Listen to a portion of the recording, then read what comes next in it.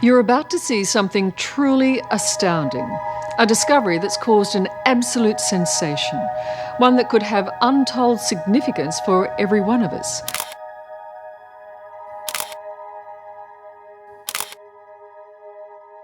Drones have become our eyes in the sky, opening up worlds we never thought we'd see. From sweeping landscapes to hidden corners untouched by human eyes for decades, these little machines capture it all. But every now and then they reveal something more, something that wasn't meant to be found. The images taken by these drones have left many wondering what else might be hiding out there. The footage can be awe-inspiring, even unsettling at times, as secrets once buried are brought to light in ways no one could have imagined.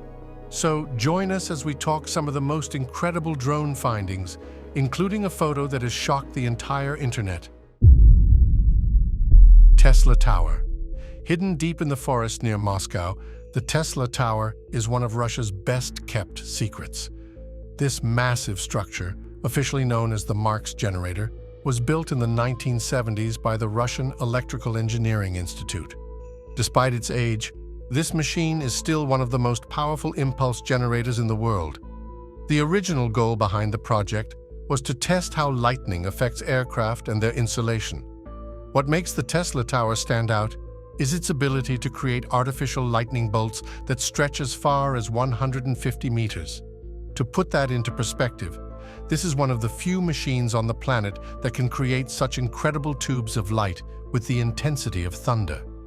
In fact, for a very short period of a mere 100 microseconds, this structure can expend the energy of all the electricity plants in the country, including nuclear power plants, within the duration of 250. Even though the Tesla Tower has been in use for many years, a lot of people feel that it is now out of use. But that is not correct. People's access to this complex has been restricted for so long, but the site has remained in operation like the Russian agency's working area. In the course of time, it has been employed for several experiments, the last of which include the tests of the security lab of the Sukhoi Superjet aircraft. However, the tower is still prohibited for free access, which did not prevent curious bloggers and visitors from discovering its unusual appearance among the buildings and wooded area about 40 kilometers outside Moscow town of Istra. Mount Rushmore's secret chamber. People all over the world know Mount Rushmore for the carvings of 4 US presidents on the rock face of the Black Hills. What if I told you that this statue isn't as simple as it seems? Just look at what a drone found inside the famous building. The origin of this secret compartment started with Gutzon Borglum, the monument's sculptor, who had a much larger vision for Mount Rushmore than simply carving faces. Borglum wanted to leave something for future generations to explain why this massive monument was sculpted in the first place. When Borglum was asked to design what would become Mount Rushmore, he already had sort of a reputation. His outrageous ideas and more outrageous personality were well known. According to legend, Borglum broke every statue in his wrath over an argument over the gender of the angels he had sculpted for the Cathedral of St. John the Divine in New York. In the 1920s, South Dakota's state historian met with Borglum about carving a mountain. Borglum jumped at the opportunity, but he wasn't thinking only about the moment. He feared that future civilizations, possibly even aliens, would look at Mount Rushmore and question what it all meant. So he began designing a hidden chamber within the mountain to house crucial artifacts such as the Constitution and Bill of Rights. This Hall of Records, as he referred to it, would serve as a time capsule for future generations. Construction on the monument began in 1927, but it was not until 1938 that Borglum started construction on the Hall of Records, which is hidden below Lincoln's Head. His plans for the chamber were just as extravagant as the faces themselves. He envisioned an 800-foot staircase leading to an 18-foot-tall gateway adorned with a giant gold-plated eagle. Inside, the walls would tell the story of America while preserving its most essential documents. Unfortunately, the United States government did not share Borglum's excitement for the Hall of Records. They asked him to prioritize finishing the faces first. But Borglum refused to give up his dream. In 1941, 3 years after beginning construction on the room, Borglum died at the age of 73, leaving his vision unfinished. After his death, Borglum's son stepped in to finish the monument, but the Hall of Records was left unfinished. The project was eventually declared complete, but Borglum's dream for the hidden room faded into history, at least for a while. For decades, Borglum's family petitioned the government to finish the chamber as a monument to the sculptor's original design. In 1998, the government made some progress by installing porcelain tablets in the chamber that recounted the monument's history and Borglum's ambition. Borglum's words were immortalized on one of these tablets. "Let us place there, carved high, as close to heaven as we can, the words of our leaders and their faces to show posterity what kind of men they were. Then pray that these records will last until only the wind and weather can wear them away." Today, the Hall of Records is still inaccessible to the public, concealed beneath the monument's towering faces.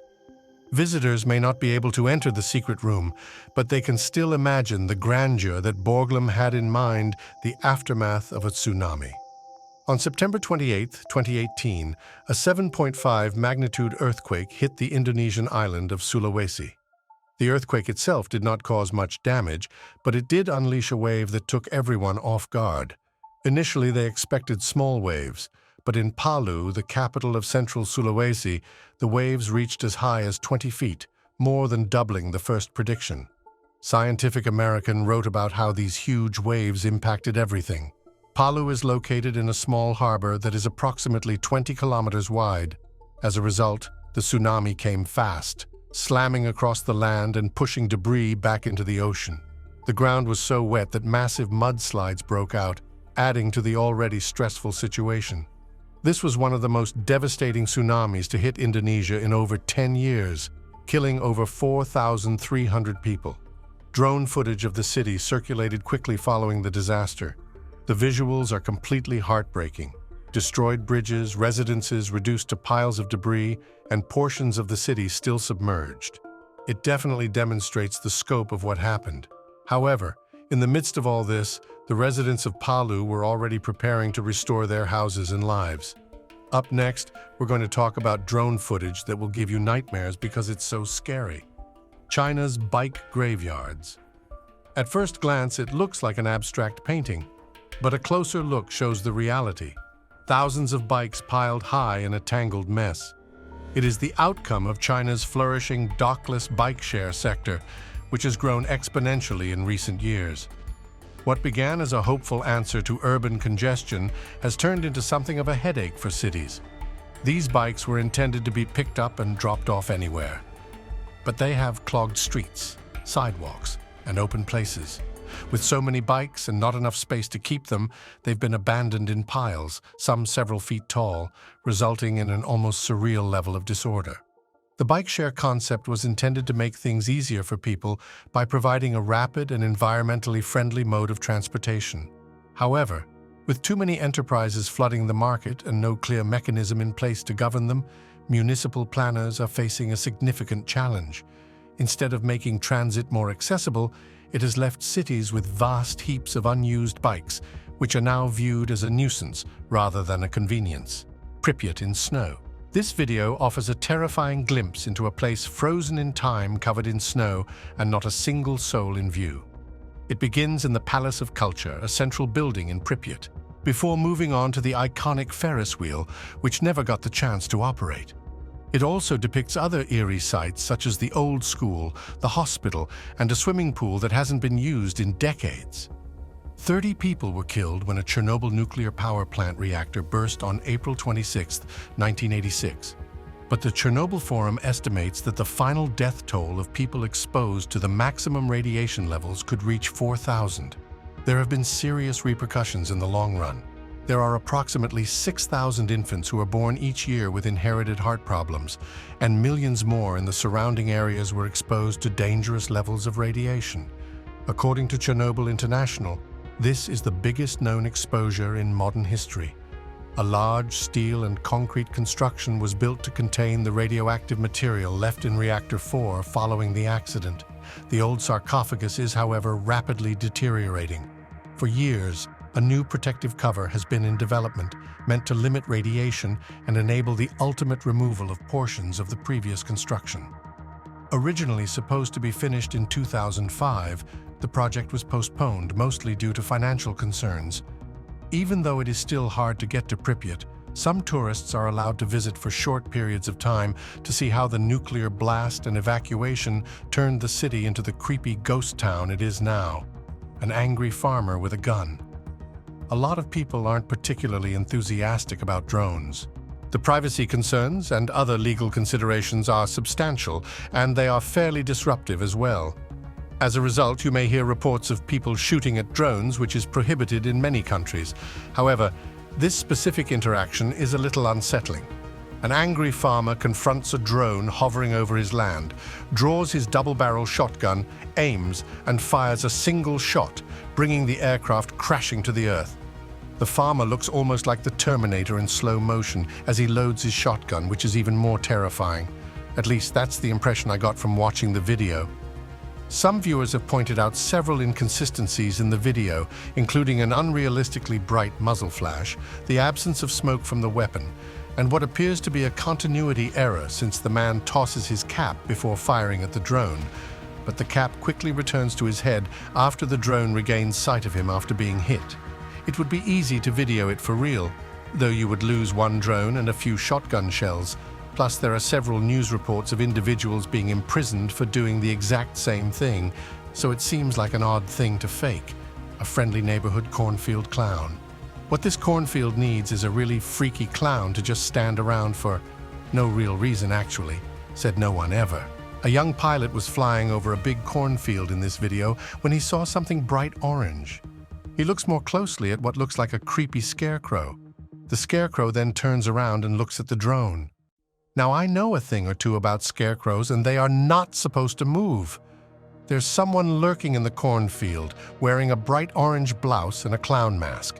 As soon as the clown notices the drone, he books it, leaving you to wonder what the hell the clown was doing down there. The pilot decides not to pursue the clown as he runs into the woods, maybe because he doesn't want to have to navigate through low-hanging branches. Most terrifying of all, he's not too far from the location where the clown disappeared when he pilots the drone back to his current location. On the real, this could certainly be a setup. The clown could be a friend of the pilot's, and they planned the whole thing. Nonetheless, watching the video will guarantee that you never again sleep more than a few square miles next to a cornfield. Shark attack. People have been terrified of sharks for a long time, but the 1975 film Jaws took the fear factor to an all-new level. Since then, the familiar tune has become ingrained in our minds whenever we think of sharks. While people have been filming sharks for a long time, drone footage from the Discovery Channel takes things to a different level. A team of researchers used a drone to film sharks from above because the water was too cloudy to see from the surface. What they captured was a shark doing exactly what you'd expect, hunting. The shark is visible from the drone's perspective as it glides across the ocean in search of seals. Seals typically hide among rocks along the shore to protect themselves from predators such as this one. But on this particular day, the high tide made it simple for the shark to reach their hiding places. Watching the video, the researchers sensed something was going to happen. They could tell the shark was preparing for an attack as its motions were more methodical. As it happens, a seal swims straight into the shark's path without realizing there is danger there. What follows is vicious, but hardly unexpected. The shark charges forward, and it's over in a matter of seconds. The shark slams down on the seal, shaking it so hard the water turns red. Someone climbing a 500-foot broadcast tower. You probably pass by cell phone towers all the time without giving them much thought. But have you ever wondered how the equipment at the top gets installed or maintained? Well, it turns out that someone actually has to climb those towers to get the job done. Yup, you heard that right. Someone literally climbs all the way up. And a typical cell phone tower stands at around 200 feet tall, which is already a decent height. But broadcast towers that transmit TV and radio signals can be as tall as 1,500 feet. You'd think there'd be some fancy high-tech way to maintain those, right? Nope, same story. Somebody has to strap on their gear and scale the entire thing by hand. These climbers are seriously calm under pressure. While they do have safety harnesses and some basic equipment, most of it is pretty minimal. The heavier, more protective gear is simply too cumbersome for a climb like this, so they rely on their skills, experience, and a lot of guts. Thanks to drone footage, you can actually watch one of these climbs, and let me tell you, it's something else. Even if heights don't normally bother you, seeing someone free climb a tower that's over 1/4 mile high will make your palms sweat. For a little perspective, this broadcast tower is taller than the Willis Tower. That's a real long way up, and basically guaranteed to freak out a large chunk of the population. A huge forest fire. Every year, the number of forest fires increases, and their size only gets bigger. The destruction of life, property, and ecosystems is immense. Despite the abundance of footage depicting wildfires, the most majority of it originates from aerial or ground-based sources that are prohibited from approaching the fires due to safety concerns. That's where drones come in. While they face some of the same challenges as helicopters, like strong winds and smoke-reducing visibility, drones can still get much closer without putting anyone at risk. At first glance, this clip appears to be your average wildlife documentary. Up until the drone soars over the tree line, everything appears to be peaceful. At that point, you start to see smoke in the distance. The size of the fire is made evident when the drone gets closer. The sky is full with dense smoke, and a large area of forest is on fire. This fire isn't quite as big as some of the biggest wildfires we've seen, but it still looks huge and helps us understand how big those other fires really are. While these drone operators did specifically go out to film this fire, that's probably not the wisest idea, and you shouldn't get close to large fires of any kind. Don't wreck your drone, endanger yourself, or get in the way of firefighting efforts. Active volcano. If you've ever watched a video of a volcano, it probably falls into one of two categories. Either you'll see lava slowly flowing down a slope, melting everything in its path, or you'll see a violent eruption with ash and debris shooting into the sky. The second kind of footage is always filmed from far away because, let's be honest, getting up close to an erupting volcano is not a great idea. There's a reason you don't see many videos of lava bubbling inside the cone of a volcano, though. Actually, there are two main reasons. First, it's just too hot. Inside an active volcano, temperatures can reach over 2,000 degrees Fahrenheit, and most cameras aren't built to handle that kind of heat. Second, it's far too dangerous for humans. Not only is the heat unbearable, but the air is filled with toxic gases like sulfur dioxide and carbon dioxide, which can be deadly. Even if you're not directly touching the lava, the temperature inside a volcano can get so extreme that it could light you on fire instantly. Thanks to technology, though, we can now get an up-close look inside volcanoes without risking lives. Drones have become an incredibly useful tool for volcanologists, the scientists who study volcanoes. These drones are built with heat-resistant materials that allow them to fly directly into the crater and capture footage of the molten lava swirling inside.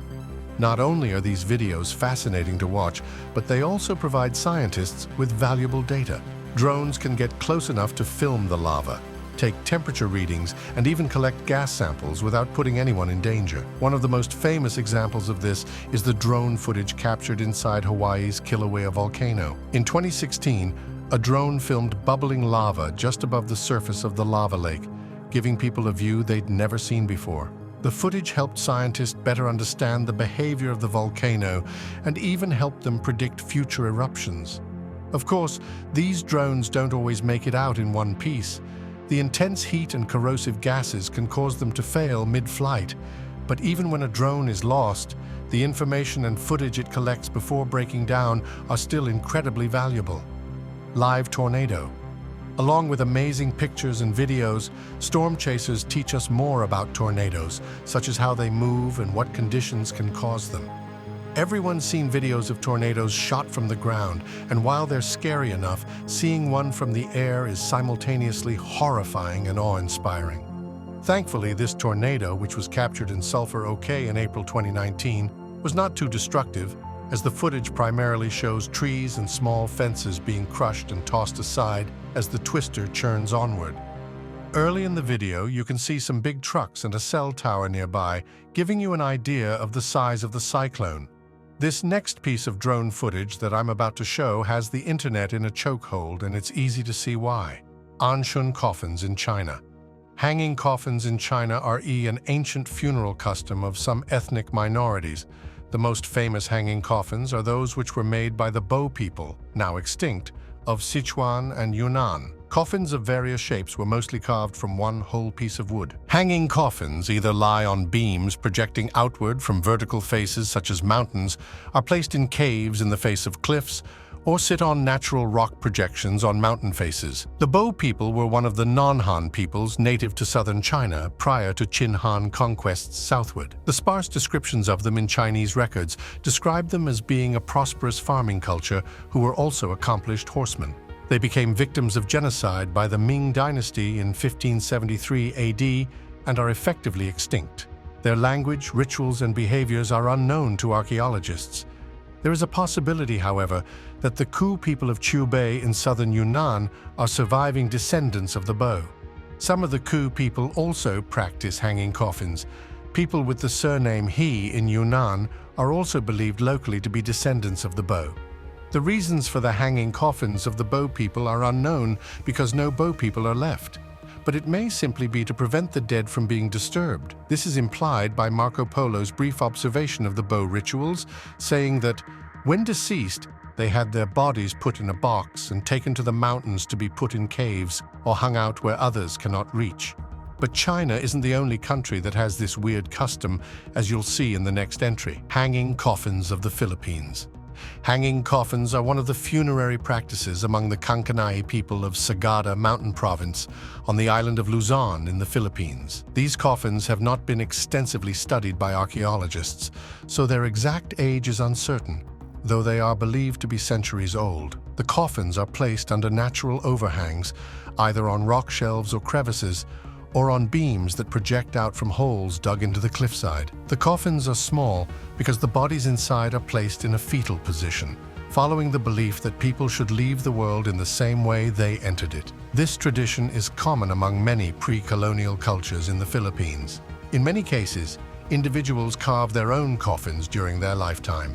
Despite their well-known status, hanging coffins are not the primary funerary practice of the Kankanai.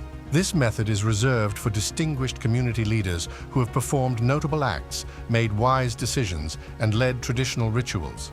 The height at which a coffin is placed indicates the social status of the deceased. Most individuals interred in hanging coffins were members of the Amam-A, the Council of Male Elders in the traditional Dap-I, which served as the communal men's dormitory and civic center of the village. There is one recorded instance of a woman being given the honor of a hanging coffin burial. The more common burial practice among the Kankanai is placing coffins in crevices or stacking them inside limestone caves. Like hanging coffins, the burial location depends on the deceased's social status and the cause of death. All these burial customs are accompanied by pre-interment rituals known as the Sangadil. The Kankanai believe that by burying their dead in caves or on cliffs, they ensure the spirits of the deceased, Anito, can roam freely and continue to protect the living. The hanging coffins in Echo Valley have since become popular tourist attractions. Nazca Lines. The Nazca Lines are a group of geoglyphs made in the soil of the Nazca Desert in southern Peru. They were created between 500 BC and 500 AD by people making depressions or shallow incisions in the desert floor, removing pebbles and leaving different colored dirt exposed. There are two major phases of the Nazca Lines: the Paracas phase, from 400 to 200 BC, and the Nazca phase, from 200 BC to 500 AD. In the years leading up to 2020, between 80 and 100 new figures had been found with the use of drones, and archaeologists believe that there are more to be discovered. Most lines run straight across the landscape, but there are also figurative designs of animals and plants. The combined length of all the lines is more than 300 kilometers, and the group covers an area of about 50 square kilometers. Some of the Nazca Lines form shapes that are best seen from the air at around 1,600 feet, although they are also visible from the surrounding foothills and other high places. The shapes are usually made from one continuous line. The largest ones are about 370 meters long. Because of its isolation and the dry, windless, stable climate of the plateau, the lines have mostly been preserved naturally. Extremely rare changes in weather may temporarily alter the general designs. The figures vary in complexity. Hundreds are simple lines and geometric shapes, while more than 70 are animal designs, including a hummingbird, arachnid, fish, condor, heron, monkey, lizard, dog, cat, and a human. Other shapes include trees and flowers. Scholars differ in interpreting the purpose of the designs, but in general, they ascribe religious significance to them. They were designated as a UNESCO World Heritage Site in 1994. The first published mention of the Nazca lines was by Pedro Cieza de Leon in his book of 1553, in which he described them as trail markers. In 1569, Luis Monzon reported having seen ancient ruins in Peru, including the remains of roads. Although the lines were partially visible from nearby hills, the first to report them in the 20th century were Peruvian military and civilian pilots. In 1927, Peruvian archaeologist Toribio Mejia Zespe spotted them while hiking through the foothills. He discussed them at a conference in Lima in 1939.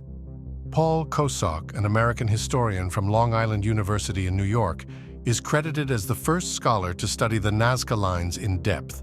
While in Peru to study ancient irrigation systems, he flew over the lines and realized that one was in the shape of a bird. Another chance observation helped him see how lines converge on the horizon at the winter solstice in the southern hemisphere. Kosok began to study how the lines might have been created, as well as trying to determine their purpose. He was joined by archaeologist Richard P. Scheidel from the United States and Maria Reiche, a German mathematician and archaeologist from Lima, in an effort to understand the purpose of the Nazca lines. They proposed that the figures were designed as astronomical markers on the horizon to show where the sun and other celestial bodies rose on significant dates. Archaeologists, historians, and mathematicians have all tried to determine the purpose of the lines. Determining how they were made has been easier than determining why they were made. Scholars have theorized that the Nazca people could have used simple tools and surveying equipment to construct the lines. Archaeological surveys have found wooden stakes in the ground at the end of some lines supporting this theory. Joe Nickel, an American investigator of the paranormal, religious artifacts, and folk mysteries, reproduced the figures in the early 21st century, and he refuted the theory of Erich von Daniken, who suggested that ancient astronauts had constructed these works. With careful planning and simple technologies, Nickel proved that a small team of people could recreate even the largest figures within days without any aerial assistance. Archaeologists, anthropologists, and ethnologists have researched the Nazca civilization in an effort to decipher the figure's intended function. Like other ancient civilizations, Paul Kosok and Maria Reiche hypothesized that the lines served some cosmic or astronomical function. At the solstices, the lines were thought to serve as an observatory, indicating on the horizon where the sun and other celestial bodies rose or set. After reviewing the facts, archaeoastronomers Gerald Hawkins and Anthony Aveni came to the conclusion in 1990 that this theory was not supported by the data. One interpretation put out by Maria Reiche was that the figures might be constellations. In 1998, Phyllis B. Pitluga, a senior astronomer at Chicago's Adler Planetarium and Reiche's protege, came to the conclusion that the animal figures represented celestial shapes, potentially even Milky Way counter-constellations. Her work was challenged by Anthony Aveni for failing to account for all the details. The geoglyphs were proposed by Alberto Rosell Castro in 1977 with a multifunctional interpretation. He divided them into three categories: lines associated with mounds and cairns, lines related to irrigation and field division, and lines related to astronomical interpretations. According to research published by archaeologist Johann Reinhard in 1985, the Nazca people placed an emphasis on honoring mountains and water sources in their religious and economic practices. He hypothesized that the lines had a direct impact on agricultural output because they were a component of religious rituals honoring water deities. Many geoglyphs have their exact meanings shrouded in mystery. According to Swiss art historian Henry Stierlin, the Nazca lines were created by the same people who made the ancient linens used to wrap Paracas mummies. The lines and trapezes, he hypothesized, may have functioned as enormous prehistoric looms, weaving the broad cloths and long strings that were typical of the region. The parallels between the textile patterns and the Nazca lines have been discovered by researchers, although they have not been universally acknowledged. Most people see them as aspects of a common culture. Johnny Cuadrado Isla and Marcus Reindel were the first ones to conduct a comprehensive field investigation of the geoglyphs. More than 650 sites have been recorded and excavated since 1996. They estimated a creation date of 600–200 BC for the figurative motifs based on comparisons to Nazca ceramics, which included similar iconography. According to David Johnson, who used geophysical studies and geological faults as evidence, some geoglyphs indicated the locations of aquifers and the conduits through which aqueducts, puquios, carried water. They discovered 5 sets of geoglyphs, each with a unique form and motif connected to various purposes. Their theory was that some were ceremonial and others were calendrical, signaling the sunsets of the solstice and equinox. They shared the earlier researchers' idea that the geoglyphs served to reinforce social bonds among pilgrim groups who had common religious and ancestral beliefs, and that they were connected to agricultural calendars. Alternatively, the geometric lines may have been used in rituals to call for water, represent irrigation plans, or show the movement of water. It is possible that the plants, birds, and spiders represent fertility. Some have even speculated that the lines served as a calendar for the stars. But to this day, no one knows the truth. Alright, so that's it for this video. And if you want to watch more amazing content like this, check out some of our other videos. Bye!